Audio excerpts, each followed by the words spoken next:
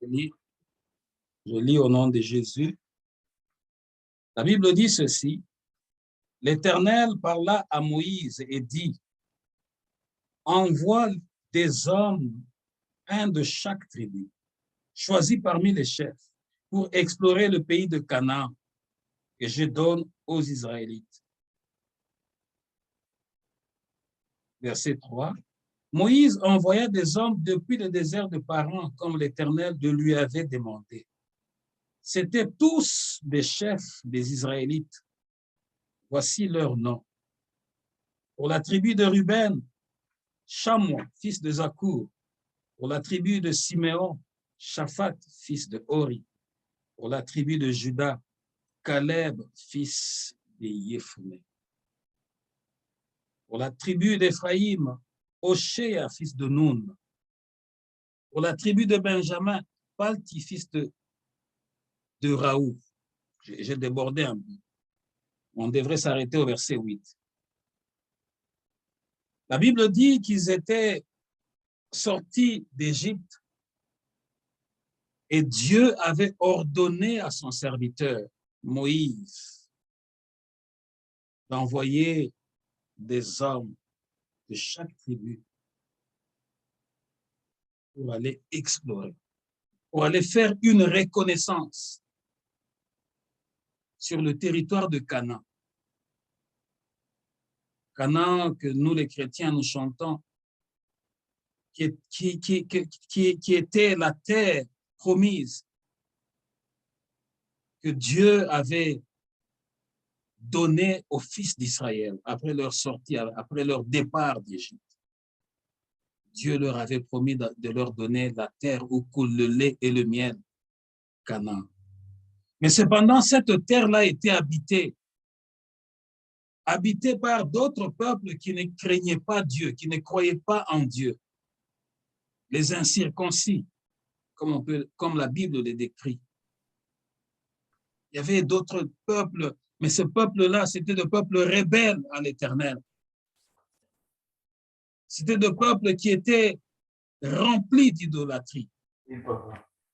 Mais Dieu avait décidé de prendre cette terre-là pour le donner à son peuple. C'est-à-dire que la promesse était là. Mais il y avait aussi la part. La promesse était là, mais il y avait aussi la part de l'homme. L'homme devrait mettre sa part dans ce que Dieu avait ordonné.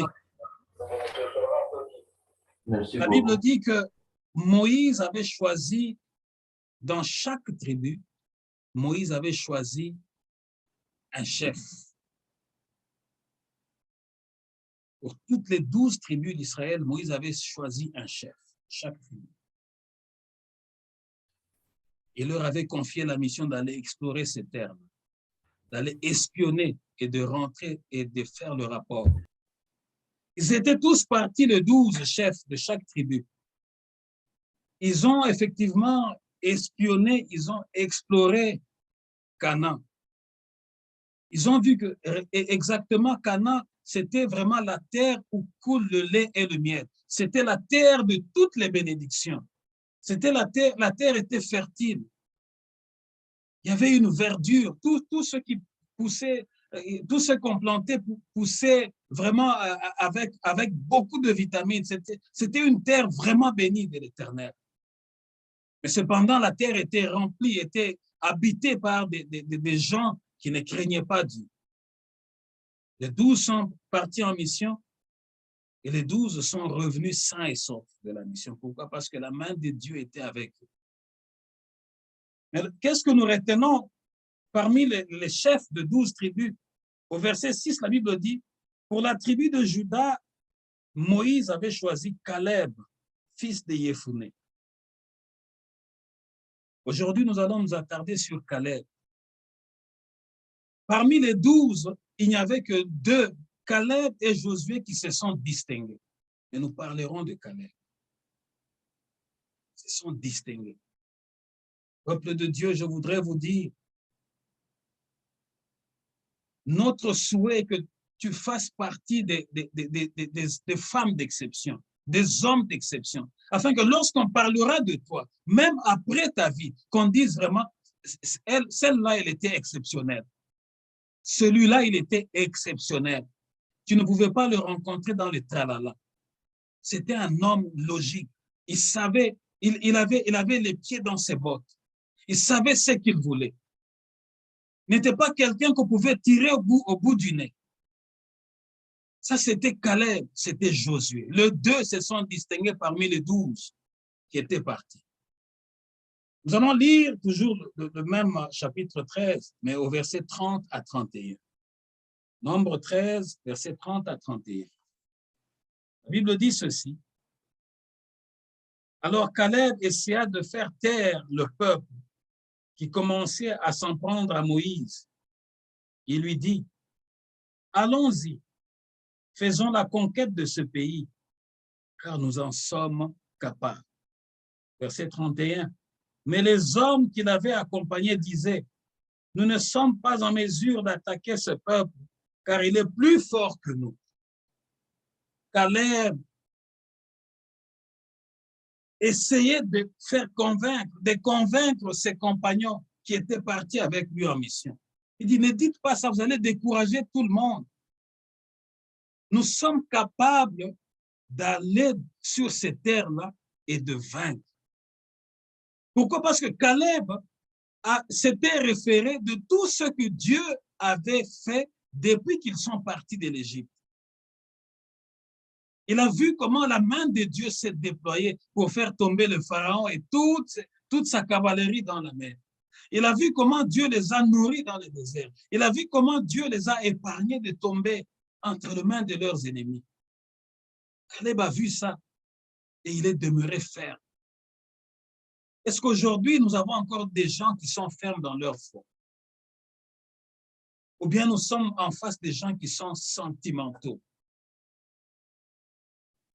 Je l'ai toujours dit à mon épouse, le jour où tu acceptes Christ dans ton cœur, le jour où tu es vraiment dans le service de Christ, la première des choses que le Saint-Esprit vient ôter en toi, c'est les sentiments. C'est la première des choses que le Saint-Esprit va briser en toi, c'est les sentiments. Parce que ceux qui agissent d'une manière sentimentale, la plupart du temps, ils finissent par leur mission. La plupart du temps, ils finissent par leur mission. Parce que Dieu n'agit pas selon nos sentiments, mais Dieu agit selon notre obéissance. Parce que c'est dans les sentiments que l'ennemi pourra facilement t'atteindre.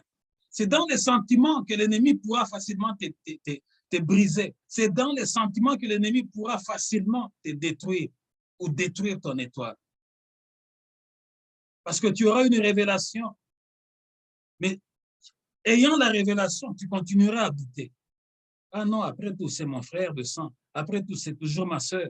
Oui, c'est toujours ta sœur. Mais vous ne servez pas le même Dieu. Oui, c'est toujours ton frère, mais il est peut-être dans l'occultisme. Oui, c'est toujours ton père, mais il est peut-être dans une sorcellerie très avancée. Il vous a déjà sacrifié. C'est les sentiments que le Saint-Esprit vient briser. Caleb avait compris. Il a dit, il essaie de convaincre les 10 parce que Josué était du côté de Caleb, ils étaient à 2. Ils essaient maintenant de convaincre les 10 qui étaient avec eux dans la mission. Pour dire, ne dites pas ça. Parce qu'ils étaient en train de faire le rapport à Moïse, à Aaron, mais devant toute la communauté d'Israël. Mais maintenant, pendant qu'ils étaient en train de dire non, nous ne sommes pas capables, nous sommes allés là-bas, oui, nous avons effectivement ce que Caleb et Josué disent, c'est vrai, c'est une terre qui est vraiment bénie, c'est une terre qui ruisselle le lait et le miel. Oui, nous avons même rapporté le grappe de là, nous avons vu que c'est vraiment, il y a la verdure, nous avons vu, mais seulement nous avons vu qu'il y a des géants qui sont là-bas, les fils d'Anak, ils sont plus forts que nous. Devant ces géants-là, nous autres, nous apparaissions comme des sauterelles. Nous ne pourrons pas. Rien qu'avec leur déclaration, toute la communauté a commencé à pleurer. Ils ont découragé la communauté. Ils ont démoralisé la communauté. Voilà pourquoi tu dois faire attention aux personnes que tu fréquentes. Il y a des gens avec lesquels, lorsque tu es ensemble, ils n'ont que de paroles négatives, de paroles de découragement. Or, la foi vient de ce qu'on entend. Voilà pourquoi, lorsque tu es en Christ, fais attention à tes fréquentations. Il y a des gens qui, lorsque tu es avec eux, il n'a aucune parole sur la Bible. Il n'a aucune parole sur Jésus. Il n'a aucune parole sur la mission évangélique, sur la mission prophétique. Quand vous vous rencontrez, il va commencer à dérouler la vie des gens du début à la fin. Il a le rouleau du livre de la vie des gens. Il a le rouleau du livre de la vie de chaque maison, de chaque famille. Et lorsqu'il commence à parler, c'est comme une radio. Il ne voudra pas que quelqu'un puisse l'arrêter. Il voudra monopoliser la parole. Faites attention à ce genre de personnes. Tu étais parti avec ta petite foi, mais lorsque tu rencontres une telle personne, tu vas sortir de là, tu vas laisser ta foi à côté et tu risques d'abandonner la vie de prière. Faites attention. Pourquoi? Parce que la Bible nous dit ceci. Séparez-vous de ce qui est immonde. L'apôtre Paul dit, sortez du milieu d'eux, sortez du milieu d'eux, sortez du milieu du monde. Quand on parle de l'Église, Église, ce n'est pas un mot, ce n'est pas un nom des chrétiens. Les chrétiens, nous avons juste emprunté le nom Église, du grec ecclésia, ecclésia, ecclésia qui veut dire la communauté de ceux qui sont sortis d'eux. C'est les Grecs qui employaient ce mot-là, les Grecs, la civilisation grecque. C'était des gens qui avaient compris, ils avaient une certaine vision, ils étaient sortis du milieu des gens de découragement, ils avaient tous le même objectif, ils regardaient la même direction, ils entreprenaient ensemble. Maintenant, les chrétiens, lorsqu'ils ont vu la façon dont ces gens-là agissaient, ils ont juste copié le mot « ecclèse », qui veut dire « sortir de ». Il faut connaître la parole, connaître la Bible, connaître l'exégèse. Et non des choses que tu ramasses de gauche à droite sans aucun fondement. Voilà pourquoi la plupart des gens aujourd'hui sont devenus comme des poubelles sur lesquelles on vient jeter n'importe quelle sorte d'enseignement pour avilir et les endurcir davantage. Faites attention à ce que vous écoutez, ce que vous entendez, à qui vous fréquentez. Des fois, c'est dégoûtant. Tu pars dans cet environnement-là. Les gens sont là seulement en train de crier, de chahuter, de boire, de soulever les verres, mais il n'y a rien du concret. La Bible dit ceci, même au temps de Noé, c'était pareil. Les gens buvaient, ils mangeaient, ils riaient à gorge déployée, ils mariaient même leurs enfants, sans se douter du jour où Dieu allait détruire le monde. C'est ce jour-là qu'ils ont compris, ah, Noé, il était seul, mais il nous disait la vérité, mais c'était tard. C'était déjà tard. Vous savez, lorsque Dieu ferme son cœur, il le ferme pour toujours.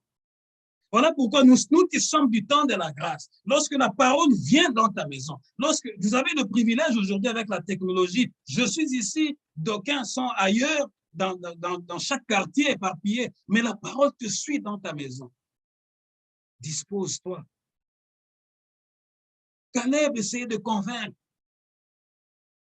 Non, ne dites pas ça. Mais c'était déjà tard. La voix de 10 personnes était au-dessus de la voix de 2 personnes. Ce qui fait que la voix de 10 personnes qui s'est lamentée, qui disaient, non, Moïse, nous ne sommes pas capables, nous sommes faibles, les autres sont plus forts que nous. Nous avons même vu les fils d'Anak, les géants. Nous sommes comme des sauterelles. La voix de 10 a prévalu. C'est la même chose que nous vivons dans ce monde. La voix qu'on entend plus, c'est la voix de ceux qui sont dans le mal. Le mal crie plus fort ici dans ce monde. Mais le bien dans ce monde ne crie jamais plus fort. Voilà pourquoi on pouvait dire, crucifiez-le. Jésus était seul, lui qui était le juste, mais face à la voix de plusieurs, la voix du mal était plus élevée que la voix de la justice. Et on a amené Christ à la mort. Aussi longtemps que nous sommes encore sur la terre, toi qui me suis aujourd'hui, sache que la voix du mal criera fort contre toi. Mais la voie de la justice reste toujours solitaire. Mais à la fin, ces gens-là te donneront raison. Ils diront vraiment, non, le Dieu que tu pries est un véritable Dieu. Nous t'avons combattu de toutes les manières. Nous t'avions ignoré, mais nous voyons que ton Dieu, tu as persévéré jusqu'au bout. Ce Dieu-là est le véritable Dieu, mais ça sera tard peut-être pour eux. Ça sera tard. Nous ne venons pas auprès de Dieu seulement pour les bénéfices. Nous ne venons pas auprès de Dieu seulement parce que nous voulons recevoir de Dieu. Mais nous venons auprès de Dieu parce que nous savons que lui nous a aimés le premier. Et il a fait de promesses pour ce temps ici et pour le temps éternel. Caleb a essayé de convaincre, mais c'était déjà tard. Toute la communauté était découragée. Nous allons lire dans le livre de Nombre, chapitre 14. Tournez juste la page. Nombre 14, versets 30 à 32. Nombre 14, 30 à 32. Nombre 14, 30 à 32. Je lis. Vous n'entrerez pas dans le pays où j'avais promis par serment de vous installer, excepté Caleb, fils de Yéphuné, et Josué, fils de Nun. Mais vos enfants, dont vous avez dit qu'ils deviendraient la proie de l'ennemi, je les y conduirai, et ils connaîtront le pays que vous avez méprisé. Si j'avance jusqu'au verset 32, la Bible dit ceci. Quant à vos cadavres, quant à vous, vos cadavres tomberont dans les déserts. Et au verset 33, la Bible dit, où vos fils seront nomades pendant 40 ans. Ils supporteront ainsi les conséquences de votre infidélité à mon égard, jusqu'à ce que le désert ait englouti tous vos cadavres. Ça, c'est le verset 33. C'est là qu'on s'arrête. Lorsque la communauté s'est révoltée contre Dieu, en réalité, il s'est révolté contre Moïse. Mais Moïse n'était qu'un serviteur. Moïse n'était qu'un envoyé. Moïse n'était qu'un serviteur. Moïse n'était qu'un envoyé. Donc, c'est-à-dire que leur révolte n'était pas contre Moïse, mais la révolte était contre celui qui a envoyé Moïse. Voilà pourquoi il faut deux fois faire attention. Parce que les gens ne savent pas à qui ils ont affaire. La révolte, le manque de confiance à la promesse que Dieu leur avait donnée d'aller à Canaan, de prendre cette terre-là. Ils ont dit non, Moïse, nous sommes incapables. Nous allons nous arrêter seulement ici. Ça a énervé Dieu. Parce qu'ils ont manqué la foi. Non seulement qu'ils ont manqué la foi, ils ont manqué la confiance à la parole que Dieu avait sortie de sa bouche, au travers de la bouche de son serviteur Moïse. Non seulement qu'ils ont manqué la confiance, ils ont encore désobéi à Dieu. Or, Dieu ne tolère jamais la désobéissance. S'il y a quelque chose que Dieu ne tolère pas, c'est la désobéissance. Voilà pourquoi Samuel pouvait dire à Saül, il dit, l'obéissance vaut mieux que le sacrifice. Si tu es un homme obéissant, si tu es un enfant obéissant, même si tu ne donnes pas de sacrifice, même si tu ne fais pas de choses exceptionnelles, mais à cause de ton obéissance, la main de Dieu sera sur toi. Rien que l'obéissance. Samuel dit l'obéissance vaut mieux que tout autre sacrifice. C'est-à-dire que quelqu'un peut amener 1000 chameaux, quelqu'un peut amener $1 million. Mais si la personne qui a amené $1 million, c'est un homme désobéissant.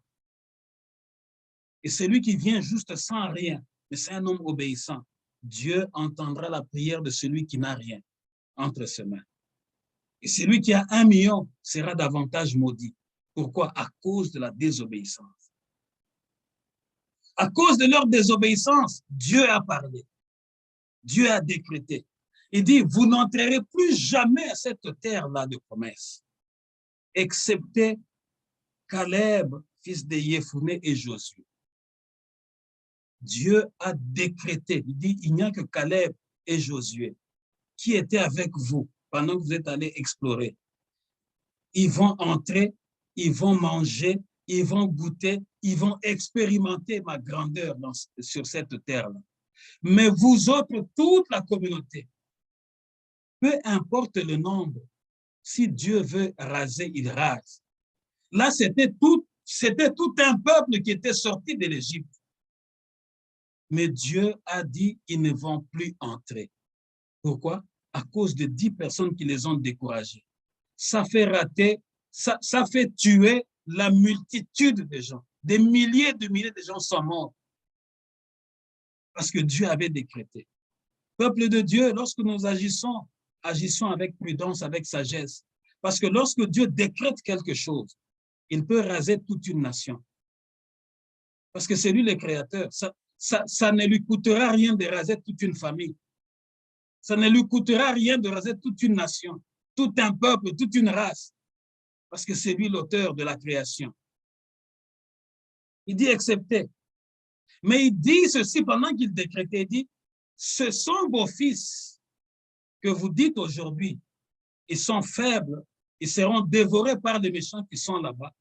Par contre, ce sont vos fils qui vont entrer là-bas. Vos fils qui ne savent ni le bien ni le mal, qui sont encore innocents, eux, ils vont entrer là-bas. Mais Dieu ajoute encore quelque chose. Quant à vous, vos cadavres tomberont dans les déserts, où vos fils seront nomades pendant 40 ans. Ils supporteront ainsi les conséquences de votre infidélité à mon égard, jusqu'à ce que le désert ait englouti tous vos cadavres. Vous savez, deux fois, les enfants subissent les conséquences de leurs parents. Les fils qui ne savaient ni faire le mal, ni faire le bien. Dieu, dans sa décision, il a dit, vos fils, là, ils vont errer, ils seront errants, ils seront nomades pendant 40 ans. C'est-à-dire que les fils ont payé la faute de leurs parents. Est-ce que je parle à quelqu'un aujourd'hui? Des fois, il y a des choses que tu es en train de vivre, que tu trouves anormales dans ta maison, dans ta propre vie. Ce n'est pas toi qui en es l'auteur, c'est ce que les parents ont fait. À cause de leur désobéissance, à cause de leur pratique occulte, Dieu avait décrété du haut des cieux quelque chose qui est descendu jusqu'à maintenant. Il dit, ce sont vos fils-là qui ne savent pas faire ni le bien ni le mal. Ils vont devenir de vagabonds. Ils vont errer pendant 40 ans. Ils ont subi les conséquences de ce qu'ils n'avaient pas fait. Faites attention. Faites attention d'où vous entrez. Faites attention qui vous impose les mains. Tu peux faire subir tes générations futures à cause d'une imposition de main que tu as reçue quelque part. Toi, tu as cru que c'était ça ta délivrance. Tu as cru que c'était ça ta joie. Mais cette imposition de main va d'abord te maudire, toi, et va sceller même tous tes descendants. Ici, pendant 40 ans, les innocents, c'est-à-dire les enfants et les bébés qui venaient de naître, qui ne savaient même pas que les gens avaient refusé d'obéir à Dieu. Ils ont erré pendant 40 ans de souffrance dans les déserts. Est-ce qu'aujourd'hui, nous avons encore des gens d'exception, comme Caleb et Josué? Parce que lorsque Dieu décrète, il dit, vous n'entrerez pas dans le pays au verset 30, que j'ai juré par serment pour vous donner, excepté Caleb. Est-ce que nous avons encore aujourd'hui des gens d'exception parmi nous? Est-ce que nous avons encore aujourd'hui les jeunes d'exception? Est-ce que nous avons encore les femmes d'exception, comme Déborah dans la Bible? Est-ce que nous avons encore des hommes d'exception aujourd'hui?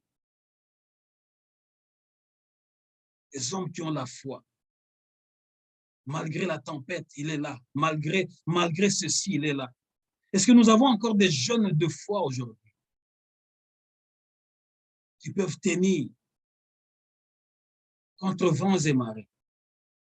Dieu a besoin des gens d'exception. Dieu ne travaille pas avec la foule, mais Dieu travaille avec les gens qui sont dans l'exception. Parce que la foule a toujours un esprit de découragement. Ça, je ne cesse de vous le dire là où tu es dans ta maison. La foule, écoute, souvent quand tu es dans des fêtes là, quand vous rencontrez là, souvent il y a des paroles qui te blessent, souvent il y a des paroles qui te découragent. Ils vont te regarder, ils vont bouger les lèvres, ils vont murmurer. C'est ça la foule. Mais Dieu a besoin de l'exception. Quelqu'un qui fait l'exception, comme Caleb, comme Josué. Est-ce qu'on en a encore aujourd'hui dans l'Église? Est-ce qu'on en a encore aujourd'hui, même dans nos familles, les gens d'exception?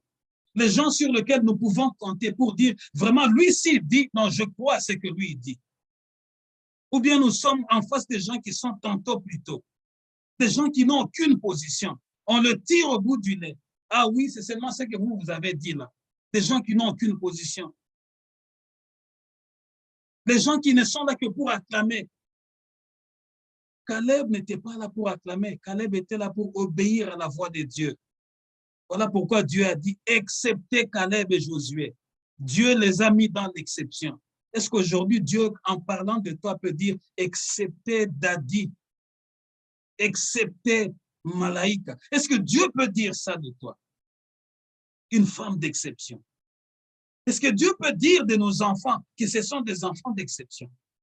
Je m'adresse aussi aux enfants, à nos enfants. Est-ce que Dieu, en te regardant, peut dire, excepté tel, excepté tel? Ou bien tu es dans la foule en train de suivre les choses de ce monde. Les enfants ont payé la conséquence des fautes de leurs parents. Pendant 40 ans, ils ont souffert. Est-ce que quelqu'un aujourd'hui est en train de subir et de passer des moments difficiles? Peut-être qu'il y a eu des choses qui ont été faites en amont. Mais Dieu va enlever ces choses au nom de Jésus. Amen. Nous allons lire dans le livre de Deutéronome, Nombre toujours, Nombre 32, versets 11 à 12. Nous allons vers la fin du livre, Nombre 32.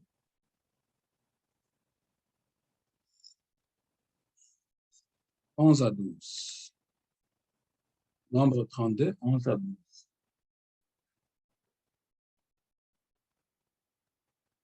Nombre 32, 11 à 12.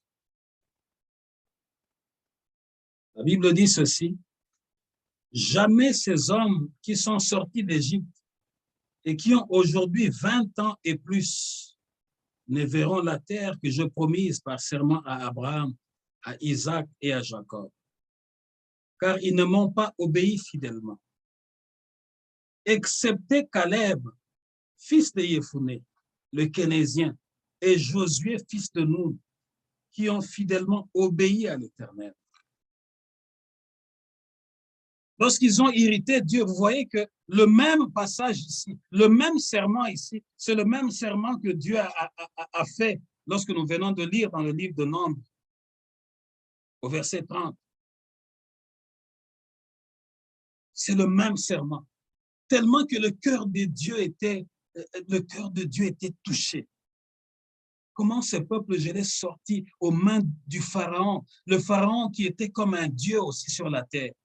Les pharaons qui les fouettaient nuit et jour, les pharaons qui leur donnaient de travaux difficiles. Mais je les ai fait partir de là. Ils avaient perdu tout espoir de devenir libres. Ils ont passé 430 ans en Égypte, esclaves, c'est-à-dire que des générations à des générations. Mais je les ai sortis de là. Comment je leur dis maintenant qu'ils vont entrer là-bas, ils vont arriver, ils vont déposséder ces peuples-là. Ils sont en train de douter à ma parole. En fait, la désobéissance, c'est quoi? C'est quand tu doutes de la parole de Dieu. Quand tu ne crois pas que la parole de Dieu est plus forte que ce que tu vois. Tu doutes. Ils ont douté. Ils ont voulu se contenter déjà de ce qu'ils étaient en train de manger. Aujourd'hui, dans notre prière d'aujourd'hui, tu dois refuser le contentement. Parce que l'ennemi vient mettre en nous la fatigue. L'ennemi vient mettre en nous la lourdeur pour dire, ah oui, tu connais déjà la parole de Dieu, tu peux te déconnecter. Tu peux, maintenant que tu connais la parole de Dieu, maintenant que le pasteur t'a déjà beaucoup enseigné, il t'a enseigné de Genèse jusqu'à l'Apocalypse, il t'a donné beaucoup de choses. Toi-même aussi, tu peux déjà faire ceci ou cela. L'ennemi viendra te donner un esprit de contentement. C'est cet esprit qui fait que nous puissions irriter Dieu, que nous puissions énerver Dieu. Et lorsque nous énervons Dieu, il y a un serment qui sort. Il y a une sentence qui sort. Et lorsque la sentence de Dieu sort, elle ne peut pas reculer, elle ne peut pas retourner. Elle doit finir par s'accomplir. Mais ce qui est malheureux, la sentence s'est accomplie, et même sur les innocents qui venaient de naître, les bébés qui venaient de naître, et même sur ceux qui n'avaient que 20 ans, et même ceux qui n'étaient que des jeunes garçons. Vous voyez dans nos maisons, quand des jeunes commencent à atteindre 16, 15, 17, 18 ans, ils voient que l'avenir est devant eux. Mais malheureusement, la sentence de Dieu est venue tomber. L'ombre de la mort est venue, l'ombre des ténèbres est venue, l'ombre du malheur est venue pour bloquer même les innocents. Bloquer même les innocents. Il dit, même ceux qui ont 20 ans, ils vont périr. Et Dieu s'était arrangé en disant, vous allez errer pendant 40 ans dans le désert. Vos enfants qui sont bébés aujourd'hui, ils vont avoir 40 ans à ce moment-là. C'est-à-dire que Dieu connaissant tout, le maître des temps et des circonstances, il savait que pendant les 40 ans-là, qu'il va les faire devenir comme les homeless, comme les nomades, il savait qu'il allait tuer parent après parent, oncle après oncle, tante après tante, cousin après cousin. C'est-à-dire que Dieu s'était arrangé dans les 40 ans d'exterminer tout le monde qui pouvait avoir l'intelligence de réfléchir. C'est-à-dire que Dieu s'était arrangé d'exterminer tous ceux qui avaient vu comment il les a fait sortir de l'Égypte. Dieu s'était arrangé à exterminer tous ceux qui ont traversé la mer Rouge, qui ont vu la gloire de Dieu devant leurs yeux. Dieu s'était arrangé à exterminer tous ceux qui ont mangé la manne qui est tombée du ciel, parce qu'ils avaient l'intelligence de goûter la manne qui était comme le gâteau mielleux. Dieu avait dit, maintenant là qu'ils ont l'intelligence, maintenant là ils sont devenus orgueilleux, ils savent connaître et séparer le bien du mal. Maintenant qu'ils ont vu tous les miracles que je les ai accordés, ils sont maintenant tellement orgueilleux. Maintenant, je vais m'arranger à les exterminer tous. Peuple de Dieu, Dieu est capable de le faire même aujourd'hui. Il est capable de le faire même aujourd'hui, de nettoyer toute une famille, de nettoyer toute une nation à cause de la désobéissance.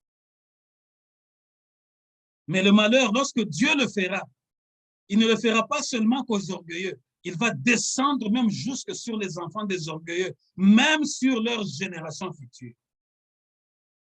Afin qu'on ne parle plus de ces familles, qu'on ne parle plus de cette lignée. Dieu dit, vous allez errer pendant 40 ans, excepté Caleb et Josué. Nous avons besoin de l'exception aujourd'hui. Sors du milieu de la foule. Ne te cache pas derrière la gloire des autres. Sors et sois toi-même. Sois, comme on dit en anglais, real. Sois réel. Affiche-toi. Affiche ta foi. Affiche ton identité. Affiche ton identité. Que tu aimes Jésus. Que tu es au pied de Jésus. Que le monde que l'on descend, que toi tu dis, moi je suis là au pied de Jésus. En ce moment-là, lorsque tu feras la joie de l'Éternel, Dieu t'appellera une femme d'exception. Dieu t'appellera un jeune d'exception. Dieu t'appellera un enfant d'exception. Parce que tu auras affiché comme Caleb et Josué. Je l'ai dit, la voix de tous ceux qui nous entourent est plus forte que notre voix. Pourquoi? Parce que la plupart d'entre eux sont incirconcis. La plupart d'entre eux ne sont pas nés de nouveau. Ils parleront. Oh, j'aime la Bible. La Bible dit ceci dans le livre de 1 Jean, là-bas, qu'ils parleront, le monde va les écouter. Ça, c'est ça que j'aime dans la Bible. Merci, cher Saint-Esprit, de me donner ça maintenant. La Bible dit, ils vont parler, le monde va les écouter. Pourquoi le monde va les écouter? Parce qu'ils sont du monde. Et ceux qui les écoutent sont aussi du monde. Mais vous, quand vous allez parler, le monde ne va pas vous écouter parce que vous êtes dans le monde, mais vous n'êtes pas du monde. C'est ça ce que la Bible dit. C'est ce que ma Bible à moi dit. Voilà pourquoi j'aime quand nous étudions la Bible, quand nous prêchons, nous lisons les choses que nous connaissons et qui sont écrites. Pas des choses que le pasteur est venu fabriquer de lui-même.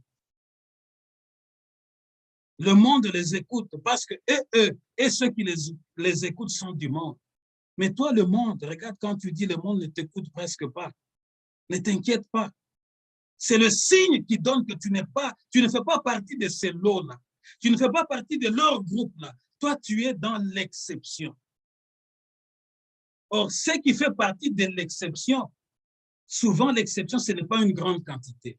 L'exception, c'est juste un ou deux, ou trois ou quatre. Que ta prière d'aujourd'hui change pour que Dieu te fasse devenir une femme d'exception. Que tu ne sois pas dans la foule, mais que Dieu te retire de la foule et qu'il te mette comme Josué et Caleb. Nous allons maintenant lire Josué chapitre 14. Josué chapitre 14.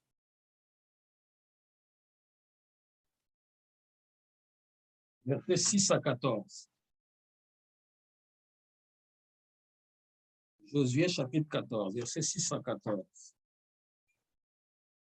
Je vais les lire avec mon autre Bible.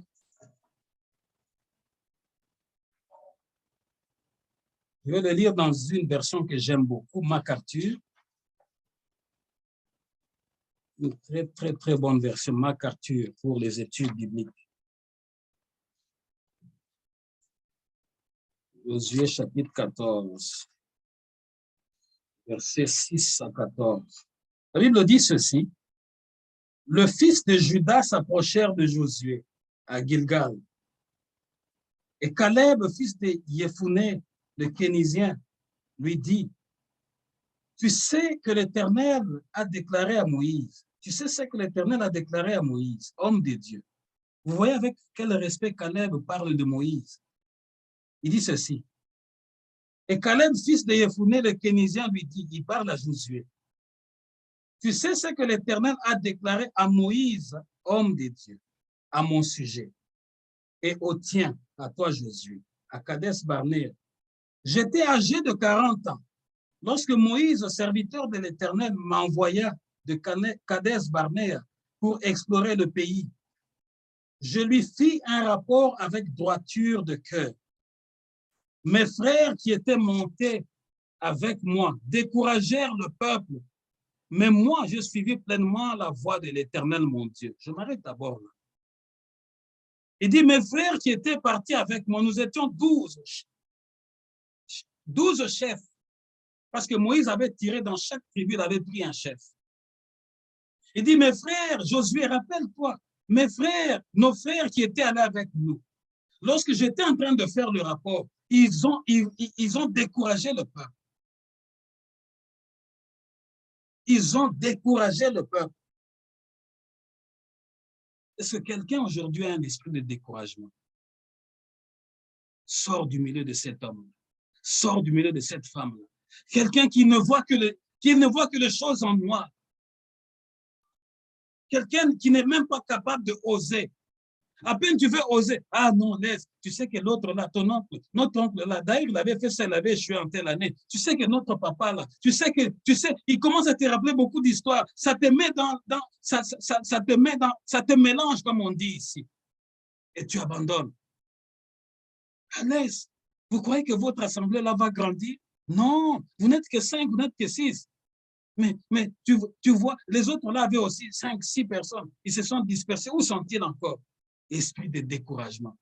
Caleb dit, j'étais le seul à donner un bon rapport fidèle. Mais les autres ils ont découragé le peuple. Ils ont voulu même me faire taire. Ils ont commencé à me faire taire. Au verset 9. Et ce jour-là, Moïse jura en disant, le pays que ton pied a foulé sera ton héritage à perpétuité, pour toi et pour tes enfants, parce que tu as pleinement suivi la voie de l'Éternel, mon Dieu. Lorsque Moïse a donné la déclaration de l'Éternel contre toute la communauté d'Israël, lorsque Moïse s'est tourné vers Caleb, il a dit, Caleb, le pays là où tu étais, là où vous étiez allé voir, là où vous étiez allé explorer, là où tes pieds étaient déjà arrivés, Dieu te donne ces pays-là. Non seulement à toi seulement, mais même à tes descendants, aux enfants de tes enfants. Le fait que tu es allé là-bas et que tu es rentré et que tu es demeuré fidèle et que tu as fait un bon rapport, que tu as obéi à la voix de Dieu, cette terre-là t'appartient. Je voudrais te dire que la terre n'était pas vide, elle était occupée. Il y a les promesses que Dieu t'a déjà données, mais tu dois te lever dans la prière pour combattre. Est-ce que quelqu'un me comprend aujourd'hui? La terre où ils étaient allés pour explorer, il y avait des habitants, il y avait les propriétaires de ces terres-là. Seulement Dieu leur avait dit, quand vous allez venir, vous allez les chasser, vous allez les posséder. C'est ce que tu vas faire aujourd'hui dans ta prière. Il y a des promesses que tu as reçues quand tu étais jeune fille, quand tu étais un enfant, quand tu es devenu papa, ainsi de suite. Ces promesses-là ne sont pas mortes, elles sont là. Mais il y a une chose, il y a la part de Dieu et il y a aussi la part de l'homme. Les promesses ne sont pas mortes, elles sont là.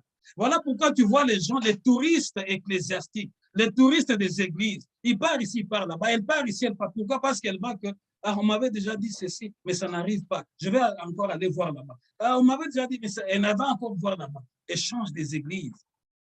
Les promesses sont là, mais les promesses, ça, c'est la part de Dieu. Mais l'accomplissement aussi, dans l'accomplissement, il y a ta part aussi là-dedans. C'est-à-dire que Dieu te dit que tu vas émerger dans ce pays par ton travail, mais commence par étudier. Parce que lorsque tu auras fait ta part, tu vas étudier, Dieu va maintenant venir mettre son onction sur tes études et il va ouvrir les portes. Ah oui, Dieu m'avait déjà dit, je serai grand dans ce pays, mais tu n'étudies pas, tu restes là, tu dors matin, midi, soir. Salomon dit ceci, la pauvreté va te surprendre sur ton lit. C'est ce qui est dans ma Bible. La pauvreté t'atteindra sur ton lit. Tu dois te lever, tu dois braver l'hiver, tu dois sortir. Tu dois aller dehors, les doigts vont te faire mal. Oui, ça c'est ta part. Mais la part de Dieu, c'est l'huile qui viendra sur toi pour l'accomplissement de tout ce qu'il a dit. Tu dois conquérir. You have to fight. Tu dois combattre dans la prière. Tu as reçu les promesses, mais ne dors pas sur les promesses. Tu as ta part. Ta part à toi, c'est tu dois te battre. Quand tu vas commencer à te battre dans la prière, Dieu va maintenant mettre sa main pour que tes ennemis tombent. Comme il a fait avec Josué. Josué avait l'épée, mais Dieu a fait descendre les grêlons des pierres. Vous voyez? Et la Bible dit ceci, les pierres qui sont tombées du ciel ont tué plus de gens que l'épée de Josué.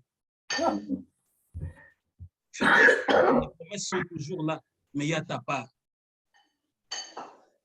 Au verset 10, maintenant voici l'Éternel m'a fait vivre comme il l'a dit. Il y a 45 ans que l'Éternel parlait ainsi à Moïse, lorsque Israël marchait dans les déserts. Et maintenant, voici, je suis âgé aujourd'hui de 85 ans. J'aime le verset 10. C'est-à-dire que lorsque Israël a désobéi et lorsque Dieu a décrété qu'ils vont tous mourir dans les déserts, excepté Josué et Caleb. De tous ceux qui sont sortis de l'Égypte, ceux qui sont entrés dans la terre promise, il n'y en avait que deux, Caleb et Josué. Tous sont morts. Seulement leurs enfants sont entrés, comme Dieu l'avait juré. Dieu a gardé en vie Josué pendant longtemps. Dieu a gardé en vie Caleb pendant longtemps. Caleb rappelle à Josué et dit, mais quand le serviteur de Dieu m'a donné cette promesse, j'avais encore 40 ans, j'étais encore fort, j'étais encore jeune, mais aujourd'hui, ça fait 45 ans que la promesse a été donnée. Ça fait 45 ans que la promesse a été donnée. Ne désespère pas, toi qui me suis aujourd'hui. Caleb a entendu 45 ans.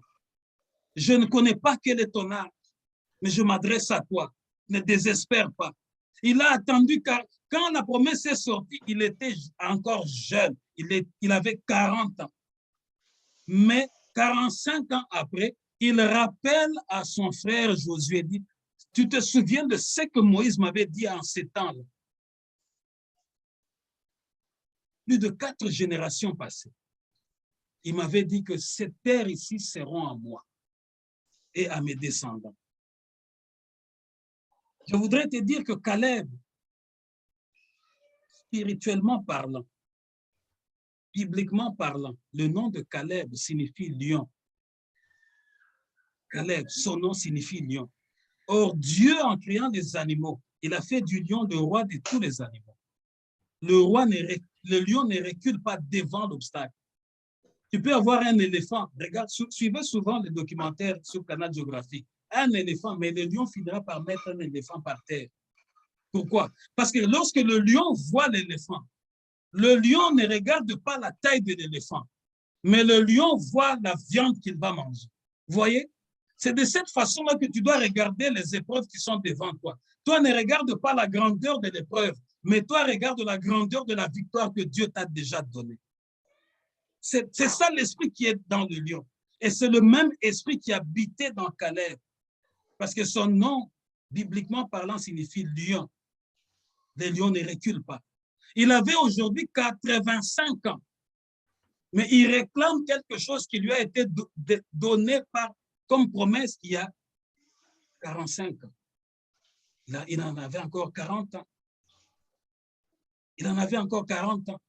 Aujourd'hui, pourquoi toi tu désespères? Ah non, ça n'est fini avec mon âge. Les choses ne vont plus marcher. Non, je ne peux plus rentrer à l'école. Non, je ne suis pas capable de faire ceci. Regarde, même autour de nos parents, même autour de nos familles, nous-mêmes, nous sommes en train de tuer nos parents. Pourquoi? Ah, maman Tchaïkale, laissez-la s'asseoir. Oui, maintenant c'est son temps. Elle ne peut pas bouger, elle ne peut pas conduire. Nous sommes en train de les tuer nous-mêmes.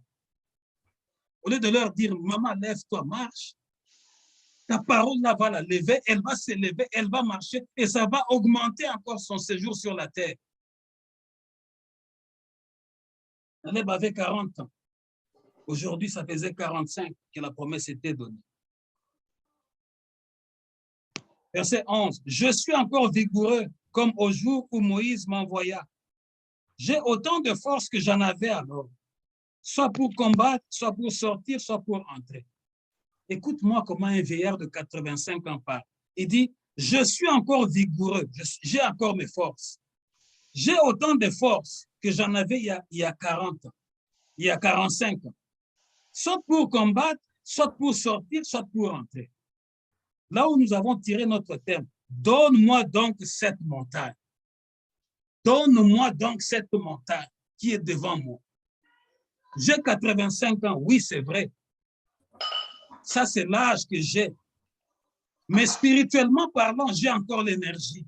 J'ai encore la force. Je suis encore capable d'aller combattre, d'entrer et de sortir sain et sauf. Si l'Éternel est favorable, m'est favorable, si la main de Dieu est avec moi, du haut de mes 85 ans d'âge, j'ai encore la force d'aller combattre. Est-ce qu'aujourd'hui, nos vieillards de 85 ans, non, même, mettons seulement 70 ans, peuvent dire ça? Non. Pourquoi? Parce que c'est spirituel. Tu sais, quand tu es debout spirituellement, le spirituel domine le charnel. Voilà pourquoi on parle de l'état d'esprit. Nous ne sommes pas capables de faire certaines choses. C'est parce que spirituellement, nous sommes morts. Ou parce que spirituellement, nous manquons de confiance à celui qui nous a donné la promesse. Est-ce que je parle à quelqu'un aujourd'hui? Papa Félicien, je voudrais que tu me suives attentivement. Tu as de la force et les promesses sont là. Tu dois t'élever et tu dois marcher. Spirituellement, les choses sont encore là. Mais ça dépend de ton état d'esprit. Les choses vont changer. Est-ce que je m'adresse à quelqu'un aujourd'hui? Du haut de ses 85 ans, il dit, je suis encore fort pour aller combattre. Donne-moi maintenant cette montagne. Or, bibliquement parlant, quand on parle d'une montagne, bibliquement parlant, quand on parle d'une montagne, on parle de l'emblème de la puissance terrestre, c'est-à-dire le symbole de ce qui est puissant sur la terre. Bibliquement parlant, quand on te dit, il y a une montagne devant toi, c'est-à-dire qu'il y a un obstacle, qui a des forces puissantes qui dominent sur la terre. C'est ça, bibliquement parlant, c'est ça. C'est-à-dire que c'est une puissance qui est fermement établie sur la terre. C'est une puissance qui est donc enracinée, et botami, c'est ça comme on dit à Dinga. Une puissance qui est ferme, établie, et qui s'oppose à tout. Vous savez, bibliquement parlant, c'est puissant, établi, mais qui s'oppose. C'est-à-dire que tu ne peux pas aller là et sortir vivant. Si tu pars seulement avec ton corps comme ça, si tu pars seulement naturellement comme ça, tu vas tomber. Il faut que tu puisses avoir l'esprit supérieur qui est la main de Dieu. Elle représente aussi une grande difficulté à vaincre. La montagne, spirituellement parlant, bibliquement parlant, représente une très grande difficulté que l'homme de chair et de sang ne peut vaincre. J'ai voulu vous donner ces explications-là pour que vous sachiez, quand nous allons commencer à prier, les montagnes ou la montagne qui est devant toi, qui s'oppose à toi, qui semble être difficile à vaincre, toi, tu vas y aller avec le nom de Jésus maintenant. Il dit, donne-moi donc cette montagne dont l'Éternel a parlé dans ce temps-là. Car tu as appris alors qu'il s'y trouve des Anakim et qu'il y a de villes grandes et fortifiées. L'Éternel sera peut-être avec moi et je les chasserai comme l'Éternel a dit. Verset 14. C'est ainsi que Caleb, fils de Yefouné, le Kénésien, a eu jusqu'à ce jour Hébron pour héritage, parce qu'il avait pleinement suivi la voie de l'Éternel, le Dieu d'Israël. Verset 15. Hébron s'appelait autrefois Kiria Arba. Arba était l'homme le plus grand parmi les Anakim. Le pays fut dès lors en repos et sans guerre. Josué est allé et il a vaincu les Anakim, les géants qui étaient sur la montagne. Josué les a vaincus. Il a même enlevé le nom de cette ville-là, Kiria Arba, et il a baptisé ça du nom de Hébron jusqu'à ce jour. Pourquoi? Parce qu'il avait pleinement confiance à la promesse que Dieu lui avait faite pendant qu'il avait encore 40 ans. Est-ce qu'aujourd'hui, j'ai en face de moi des gens qui peuvent faire confiance à la promesse de Dieu? Oui, la promesse est là. Mais la promesse, elle est dormante, elle dort. Il faut que tu la réveilles. Et pour la réveiller, tu dois combattre dans la prière. Comme Caleb. Il est allé, il dit, si Dieu m'est favorable, malgré mes 85 ans, la promesse que Dieu m'a faite, elle est encore vivante. Moi, je vais aller conquérir. Aujourd'hui, au travers de ta prière, tu vas faire la conquête. Tu dois reprendre, tu dois déposséder celui ou celle qui a possédé ta maison ou possédé ta vie, et tu dois reprendre les choses qui t'appartiennent, qui t'ont été destinées bien avant la fondation du monde. Les choses qui t'appartiennent sont à toi.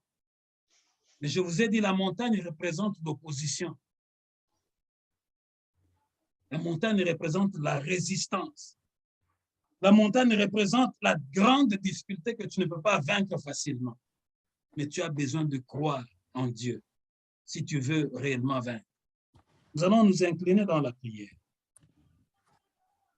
Et je voudrais te dire, toi qui as reçu cette parole, si tu crois que Dieu est capable de te faire entrer dans tes promesses, dans ta saison, Dieu te fera vivre jusqu'à ce que tu atteignes ce qu'il avait déjà dit. Josué ne pouvait pas, et Caleb ne pouvait pas mourir jusqu'à ce qu'il entre et qu'il dépossède les Amoréens. Je suis en train de parler à quelqu'un. Tu ne vas pas mourir jusqu'à ce que tu dépossèdes, que tu reprennes tout ce qui t'appartient. Tu ne vas pas mourir. Tu ne vas pas mourir. Je sais qu'il y a un esprit de mort qui était en train de visiter ta maison pour te donner un dégoût de la vie. Mais je t'annonce que tu ne vas pas mourir. Tu ne vas pas mourir. Tu vas tenir. Dieu va te garder en vie.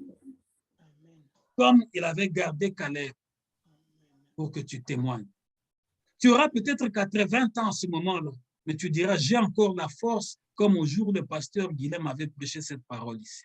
Tu diras, j'ai encore la même énergie. J'ai encore le même envie d'aller prêcher, d'aller entrer dans la vie d'intercession, de prier pour les âmes. J'ai encore le même envie de servir mon Seigneur, comme au jour où le pasteur m'avait prêché cette parole, un certain 15 mai 2022. Tu le diras comme Caleb avait dit. Il dit, rappelle-toi, c'était il y a 45 ans. Je n'avais que 40 ans. Aujourd'hui, je suis un vieillard. Mais j'ai encore cette force-là. J'irai et je gagnerai la bataille. Inclinons nos têtes dans la prière. Commence à prier. Commence à réclamer. Commence à réclamer. Commence à réclamer. Commence à réclamer. Commence à prier. Prie par la foi. Prie avec foi. Prie. Fais confiance à la parole de Dieu. Fais confiance à la parole de Dieu. Fais confiance à la parole de Dieu. Parce que Dieu ne peut pas mentir. Dieu ne peut pas mentir. Dieu avait promis à Caleb, il a fini par réaliser. Dieu avait promis à Josué, il a fini par réaliser. Tous ceux qui étaient désobéissants, ils sont morts dans les déserts. Ils sont morts dans les déserts, excepté Josué et Caleb. Ils sont arrivés à destination. Ils sont arrivés à destination. Mais lorsqu'ils sont arrivés à destination, Caleb a réclamé son droit. Caleb a revendiqué son droit. Oui, tu as raison de revendiquer ton droit, mais lève-toi seulement dans la prière afin que ton droit ne soit pas lésé, que tu puisses posséder ce que Dieu t'a destiné, que tu puisses posséder ce que Dieu t'a destiné. Malgré ton âge, ne regarde pas le poids de l'âge, mais regarde ce que Dieu a dit de toi. Tu vas arriver, tu vas réussir, tu vas vivre jusqu'à ce que l'accomplissement de la promesse devienne une réalité. Lève-toi dans la prière, lève-toi dans la prière. Combat dans la prière. Ce n'est pas par la chair que tu vas combattre. Ce n'est pas par le sang que tu vas combattre, mais c'est par son esprit que tu vas combattre. La Bible dit dans le livre de Zacharie, qui es-tu, toi, grande montagne? Qui es-tu devant toi, grande montagne? Oh Seigneur, donne-nous cette montagne. Donne-nous cette montagne. Ravage, Seigneur, nos ennemis. Seigneur, disperse nos ennemis. Seigneur, que les flèches sortent de ton trône afin de renverser, Seigneur, tous ceux qui sont incirconcis, tous ceux qui s'élèvent, Seigneur, tous ceux qui s'opposent, Seigneur, à l'ordre divin. Lève-toi, mon Dieu, lève-toi, Papa, lève-toi, Adonai, avec ta puissance, avec ton autorité, avec ta grandeur, avec ta justice, afin de nous établir, afin de nous établir dans le nom puissant de Jésus, dans le nom puissant de Jésus. Tu vivras jusqu'à ce que tu témoignes. Tu vivras jusqu'à ce que tu témoignes, J'étais encore jeune quand j'ai reçu cette promesse, mais maintenant que je suis celle que je suis, maintenant que je suis celle que je suis, Dieu m'a donné ce qu'il m'avait promis. Tu vas le témoigner devant l'assemblée, tu vas chanter devant l'assemblée, tu vas témoigner que ton Dieu est fidèle, que ton Dieu est grand, que ton Dieu est bon, il est merveilleux. Celui qui a gardé Caleb, il te gardera. Celui qui a gardé Josué, il te gardera. Il te préservera de la chute jusqu'à ce que tu accomplisses sa volonté. Au nom de Jésus. Au nom de Jésus. Prie pour demander à Dieu que le Saint-Esprit puisse chasser l'esprit de désobéissance en toi. À cause de leur désobéissance, ils ont fait retarder toute une génération pendant 40 ans.